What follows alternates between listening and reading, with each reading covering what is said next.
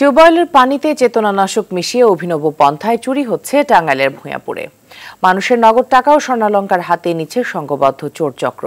শুধু তাই নয়, উপজেলায় গরু, গাড়ি ও মোটরসাইকেল চুরিও এখন নিত্য নৈমিত্তিক ঘটনা। এমন বাস্তবতায় আইন শৃঙ্খলা স্বাভাবিক রাখতে পুলিশি তৎপরতা বাড়ানোর দাবি স্থানীয়দের। টাঙ্গাইল থেকে কামাল হোসেনের পাঠানো প্রতিবেদন জানাচ্ছেন সৈয়দা সামিয়া তামান্না।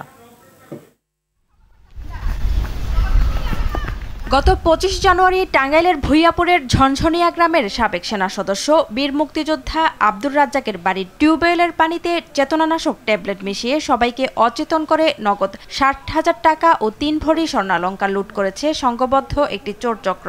আমার ঘরের উত্তরের পাশে রুমে দরজার সাথে কাইটা ওইখান থেকে ওনারা ঘরে ঢুকছি। বিদেশি কম্বল ওইগুলা ছিল 6টা কম্বল, 3টা কানের দুল, 2.5 ভরি স্বর্ণ নিছি। আশেপাশে যারা আছে তারাও তো হতভম্ব হয়ে গেছে যে আমার বাড়িতে এরকম হলো, তাদের বাড়িতে না জানি কি হয়। তাদের তো এরকম বাউন্ডারি করা নাই। ওই রাতেই উপজেলার 10টি বাড়িতে ঘটে এমন চুরির ঘটনা।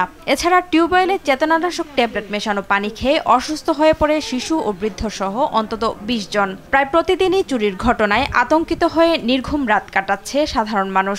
ঘুম থেকে ওইটা দেখে যে আমি বিছানা থেকে নিচে পড়ে রয়েছি, এখন আর উঠতে পারি না। সেই যে এখনো তো ঝিমঝিম মানে চলতেছি, যে মনে হয় পইরা যাইতেছি, এই তো আর কাহিনী। ঝুলা সবাই পইরা যাইতেছে গা। তারপরে আসরের দিক দিয়ে তাদেরকে হসপিটালে ভর্তি করা হয়েছে। এখন আমরা তো অনেক দুশ্চিন্তার মধ্যে আছি। প্রশাসনের জানে দেখশন কইরা একটা ব্যবস্থা করে। এদিকে অপরাধীদের ধরতে পুলিশ তৎপর রয়েছে বলে জানিয়েছে পুলিশের এই কর্মকর্তা।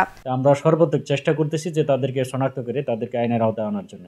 পাশাপাশি জনসচেতনামূলকভাবে আমরা জনগণকে নিয়ে উদ্বুদ্ধ করতেছি টিউবওয়েলে যাতে পান করার আগে কিছুক্ষণ চাপ দিয়ে ফেলে দিয়ে তারপর যাতে নতুন করে পানি নিয়ে করে। কেবল আশ্বাস নয়, চুরি প্রতিরোধে দ্রুত পদক্ষেপ দেখতে চায় ভূঁইয়াপুরবাসী। সৈয়দা সামিয়া তামান্না, RTV।